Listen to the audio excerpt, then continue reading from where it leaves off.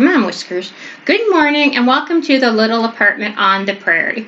I wanted to do a video and talk some about service dogs because I've had some questions about service dogs in the last few days. Whiskers, they don't want to see your butt. They don't. Sit down. So I just thought since I announced that I was going to be getting a new service dog several months from now, I thought I'd just do a video and share some information about service dogs. So a service dog is a dog that is individually trained to do tasks that mitigate a person's disability. And there are two things that have to be met in order for the dog to be a service dog. Number one, you have to be disabled, or you have to have a disability. That does not mean you have to be getting disability benefits. You don't have to be on SSI or SSDI. You might be able to work, you might be able to do all kinds of things, but you still have to have a disability, which is defined by the Department of Justice as something that causes major interference with like a primary life activity, like seeing or hearing or walking or thinking. So you have to have trouble doing something like that, significant trouble doing something like that, like it has to interfere with your ability to do daily activities. And number two, the dog has to be trained to do things that mitigate your disability, which means it has to be trained to do things that you can't do yourself or have trouble doing yourself. So like if you can't see, the dog helps you navigate around, like it helps you go around obstacles and cross streets and things that you might have difficulty doing without the dog. Or if you can't hear, the dog is trained to alert you, like it will nudge you if somebody calls your name, it will come get you if somebody's knocking on the door, it will tell you if to do something specific if your fire alarm goes off. For me, Isaac was trained to help with a couple different things. I have post-traumatic stress disorder, which is an anxiety disorder, and I have really severe anxiety attacks. And I have medication I can take at the beginning of an anxiety attack that really helps a lot, but I can't think clearly enough when I'm having an anxiety attack to remember to take my medication. So Isaac was trained to notice when I was starting to get really anxious. And what I do when I'm getting really anxious is I start rocking back and forth. I start rocking. And Isaac was trained that when I started rocking, he would go and pick up this little bag that had my medication in it, and he would bring it to me and drop it in my lap. And when he did that, that reminded me, hey, take your pills. And I can take the pills myself, but I couldn't remind myself. I couldn't remember to take them because I couldn't think clearly enough. So he was trained to do that. Because I have a bad back, I have degenerative disc disease and I have fibromyalgia, I can bend over sometimes. Sometimes like bending over to pick something up off the floor is pretty much impossible, and I just leave something lay on the floor if I drop it until I'm able to pick it up. But other times I can bend over, but it hurts. And the way my discs are in my back, bending over puts pressure, bending forward puts pressure on the nerves. And so then it leads to more pain. So Isaac was trained if I dropped something, he would pick it up for me.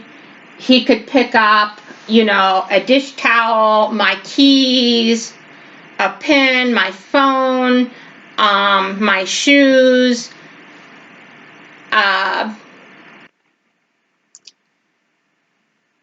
something, if I was going to throw something in the trash, a piece of paper, he could pick up mail. If I dropped, an envelope on the floor, he could pick up a credit card, he could pick up a coin, he could pick up my purse, whatever. He would pick up things and give it to me so I didn't have to bend forward.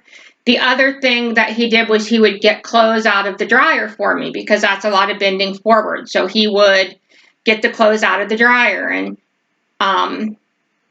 so those were things that I either couldn't do myself or that I had difficulty doing myself, and he did them for me.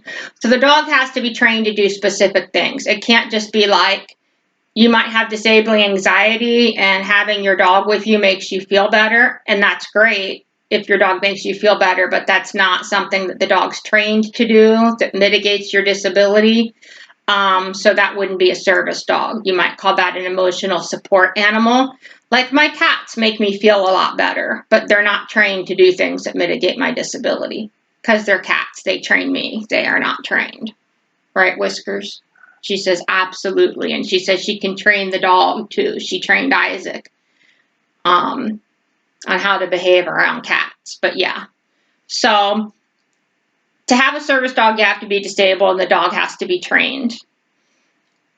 You can get a service dog that's already trained. There are programs that provide fully trained service dogs to people with disabilities. Some of them are free. They get donations, which is what they use to, cover their costs. And then there are programs that charge a fee. And that fee I've seen range anywhere from like $5,000 up to about $15,000. It's expensive because it takes about a year and a half to train a service dog. And the dog's got hundreds of hours of training. And of course, during all that time, that dog's also got vet care. They usually they do x-rays to make sure the dog doesn't have hip dysplasia or anything like that that's going to interfere with its ability to work. The dog usually gets examined by a veterinary ophthalmologist to make sure its eyes are good. The dog gets all this medical care and all this training, so it's expensive. You can train your own service dog if you know how to do it. It's more complicated than training your dog to sit and stay and come.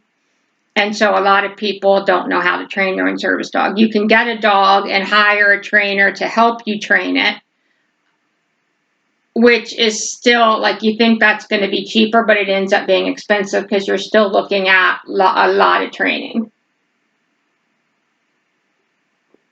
So in the U.S., and all this information is relevant to the U.S. The laws are different in Canada and in other countries. You're not getting a drink of my coffee, Whiskers. So in the U.S., a service dog is allowed to go with you just about anywhere you're allowed to go. There are a few exceptions, like where the dog would create a significant issue. Like you can't take a service dog in the operating room with you because it's sterile and, everybody going in the operating room has those hats on and they have those shoe covers on and gowns and masks and everything, and you can't put all that on a dog. But if you can go in a place in your street clothes, the dog can probably go there. Dogs can go in restaurants, even though health codes say you can't bring pets in a restaurant.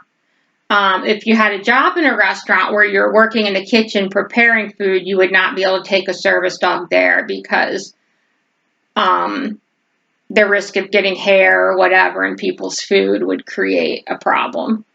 So that's the kind of the basics that you need to know about a service dog.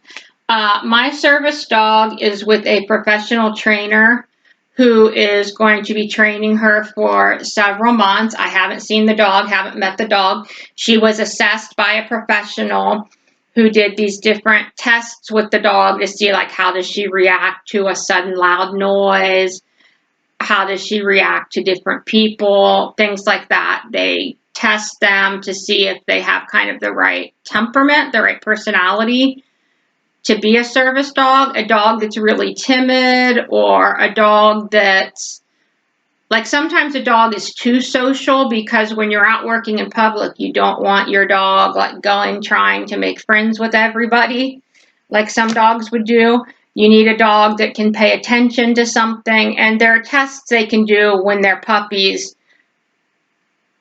that aren't always 100% accurate, but that give you an idea of if the dog's going to have the right temperament to do this job.